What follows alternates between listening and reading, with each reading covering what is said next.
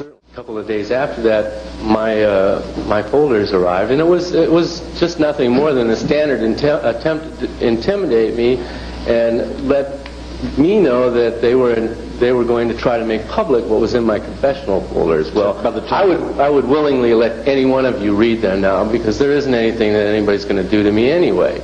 I did what I did, I've been what I've been, and I've either learned from it or I haven't, so I don't have any secrets that way, but it was an attempt to intimidate me. They brought out my B1 file. I didn't even know it was that thick. I was rather flattered. I didn't know that they could get that much stuff out of it, but there were a couple of files sitting right next to me at in the courtroom that had my name on it, and they didn't have anything else but my confessional folders and my B1 file. The B1 file comes out of the confessional folders. I could walk into the organization and remove the executive director, whether he was the president of the church in that state or not. I could walk in and show him my missions orders and say, "You're on your way to flag. Be ready in a half hour." And there wasn't going to be anybody that would give me any crap about it. Maybe I'm being a little strong in my language about it, but I'm trying to get across to you that a Sea Org member on a flag mission order or an L. Ron Hubbard personal mission, which I have been on, had unlimited ethics power in the organization, unlimited ability to walk in and remove the directors and send them packing, have them before what the church calls a committee of evidence, and have their confessional folders brought out, gone through, and charges made, and have them brought up before the committee on it. Nothing to it. That was just standard everyday stuff. The church is very fond of telling you that nobody has access to those confessional folders. It's just not true. One of my jobs when I first got into the upper level executive structure was briefing couriers on how to get things in and out of the country. I probably have 100 briefing tapes of people, couriers, that I briefed on how to get through the various immigration, customs officials, postal officials, attempts, to get things out of the country. I have been personally involved with people who have brought money in and out of the United States. My ex-wife and I smuggled $2,000 worth of rand apiece into Clearwater on our last mission from South Africa in 1976. $2,000 worth of what? Rand, Kruger rand. Oh. That's the form of currency. I'm familiar with the fact that it isn't just an accident if some money gets out of the country. It's a regular established procedure.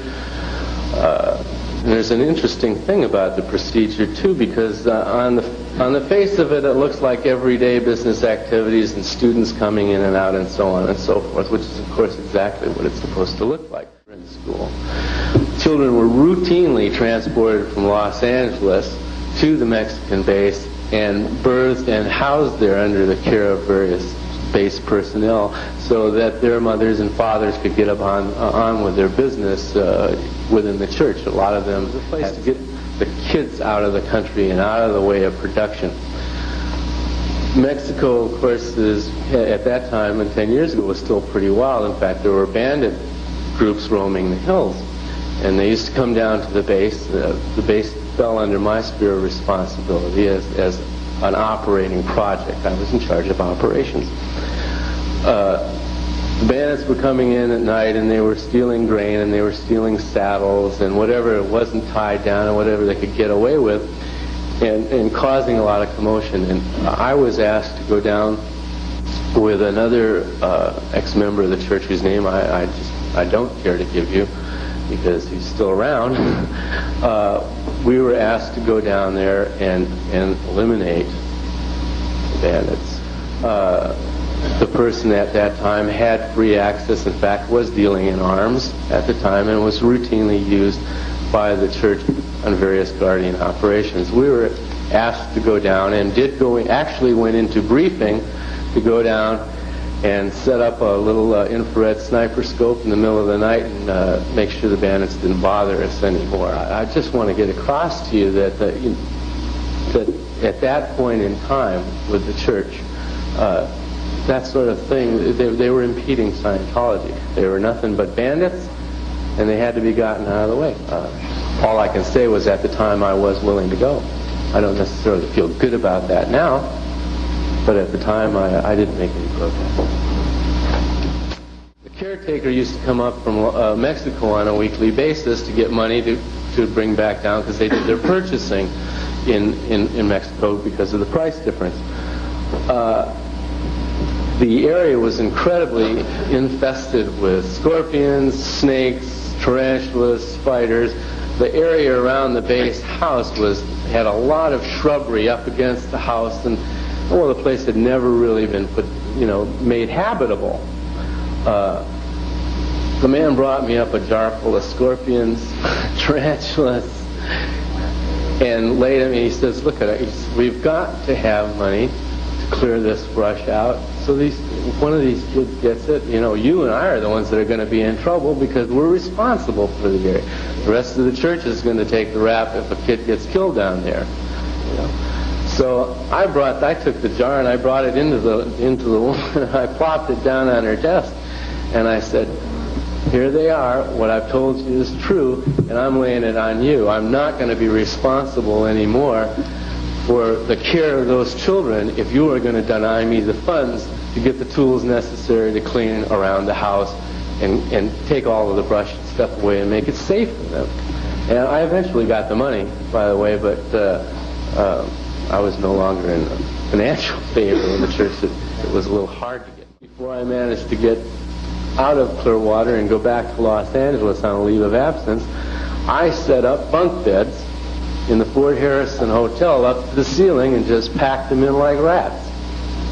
You mean people? People.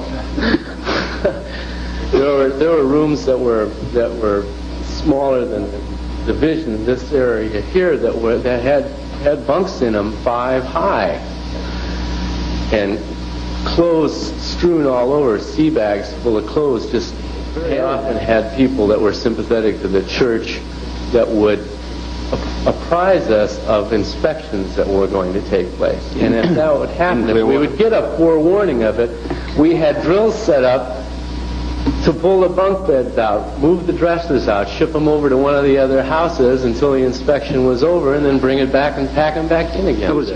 So if for instance, security here in Fort Harrison was apprised that there was going to be an inspection, there'd be more guardian's office personnel running around than you could think of, making sure that everybody got all the evidence out of sight. It would be swept clean before anybody got there. And then a couple of guardian's office staff member would be put on the inspector to feed them false data, maybe give them reports of their own about conditions, and just generally distract them from carrying out their duties. And this is not something that is just once in a while. What was really funny was the living conditions was too crowded for even the Japanese. They're small people. Why Clearwater? And why the United Churches of Florida? And not Tampa, Brooksville, or Miami? Lay in a cover so that when the church came in, all of the questions that could be asked and all the investigations that could be done to discourage them from coming in had been done on an organization that really didn't exist anyway except as a facade to waste your time on.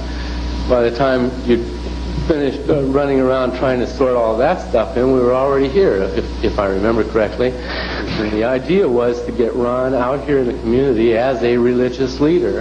In fact, I believe he did a couple of radio shows with some local Baptist ministers when they first came in here. And that the whole idea was, of course, to use the opinion leader policy of the church, which is to get a trained Scientologist alongside of someone who's not necessarily the governmental head of an agent, but who he listens to. Who do you go to when you need advice? As a counselor, you have people that you respect their advice. Well, it's a little too obvious to put a trained Scientologist in the mayor's office. But if you can find somebody that the mayor talks to and get a trained Scientologist next to him, boy, you're in good shape. You can just feed anything you want to along that line, and I assure you that's done every day. People, was Tampa too big, or was, say, Brooksville too small?